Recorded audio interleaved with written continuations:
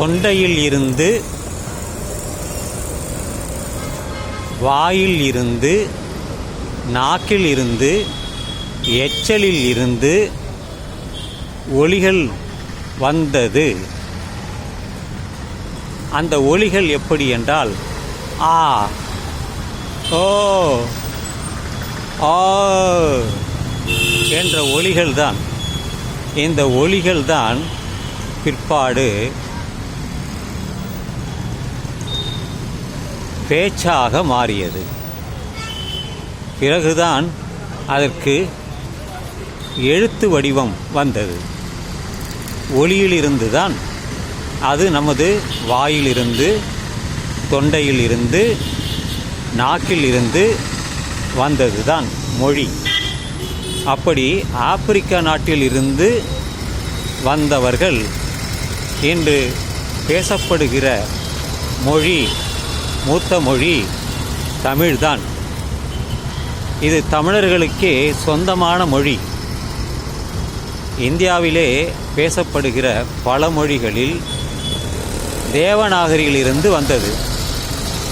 தேவநாகரியின் பிறப்பிடம் எங்கே என்றால் வடமாநிலம்தான். அப்பொழுது அவர்களுக்கு எழுத்து வடிவம் இருந்ததா? சமஸ்கிருதம், அதை தான் தேவ பாஷை என்று சொன்னார்கள். அதன் பிறகு எழுத்து வடிவம் வந்தது. பிற்காலத்தில் தான் ஒரு 500 வருடங்களுக்கு பிறகுதான் இந்த எழுத்து வடிவமே சமஸ்கிருதம் வந்தது, மற்ற மொழிகளும் வந்தது. அப்படி உலகத்திலேயே மூத்த மொழியாக தமிழ் மொழி இருக்கும் பொழுது தமிழர்கள் சுமார் 7 கோடி மக்கள் இருக்கிறார்கள். இந்த 7 கோடியிலும் சிலர் தமிழிலிருந்து பிறந்து வந்த மற்ற மொழிகள் மலையாளம், கன்னடம், தெலுங்கு, துளு, கன்னடம் இவைகள் தமிழின் பிறப்பிடம்தான். அதனால்தான் தென்னாடு சிவனே போற்றி என்று சொன்னார்கள். அந்த தென்னாடு என்றால் இந்த மொழிகளை பேசுபவர்கள் தான் அந்த தென்னாட்டில் இருந்தார்கள். அப்பொழுது மெட்ராஸ் பிரசிடென்சி என்று சொன்னார்கள். தமிழ்நாடு என்று பெயர் இல்லை. ஆனால் தமிழ் மொழி பேசப்பட்டது. எத்தனை காலமாக? சுமார் 70,000 வருடங்களாக தமிழ் மொழி பேசப்பட்டு வருகிறது. மற்ற மொழிகள் பேசப்படவில்லை. அதை புரிந்து கொள்ள வேண்டும். தமிழர்களாகிய நாம் இதை வலியுறுத்தி மற்றவர்களிடம் சொல்ல வேண்டும். இல்லையென்றால் நம்மை அழித்து விடுவார்கள். நமக்கு பகையாளிகள் இருக்கிறார்கள்.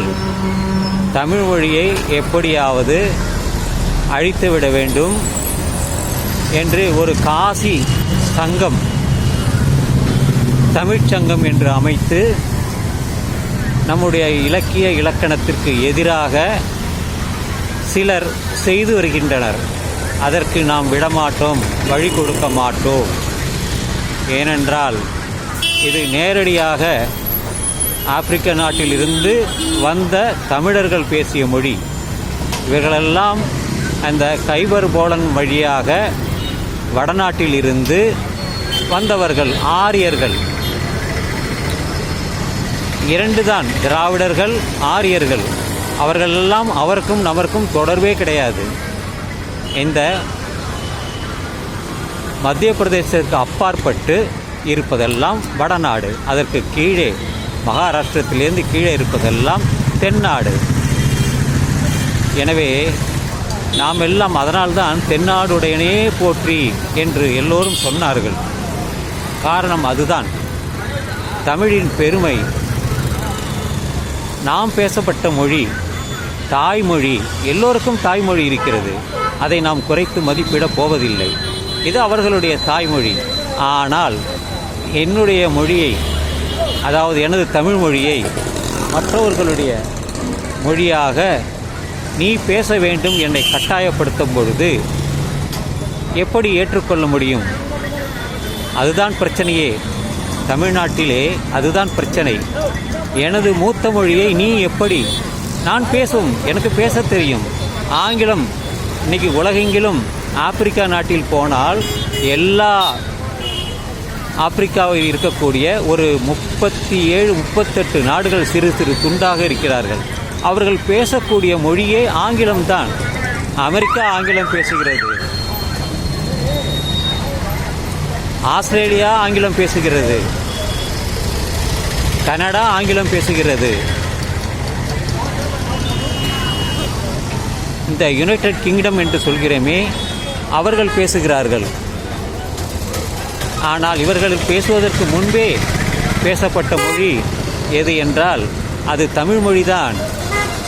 அதனால்தான் உலகத்தில் இருக்கிற அனைத்து மொழிகளிலுமே மூத்த மொழியாக இருப்பது தமிழ் மொழி. இதை எப்படி விட்டு கொடுக்க முடியும்?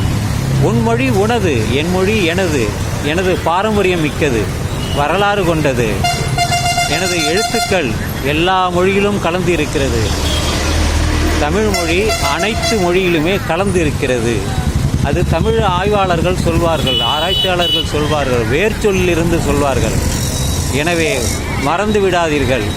ஒரு கணமும் தமிழை அழிப்பதற்கு நீங்கள் முயன்றால் நீங்கள் அழிந்து போய்விடுவீர்கள் என்பதை சொல்லி இந்த இரவு பதிவை நான் நிறைவு செய்கிறேன்.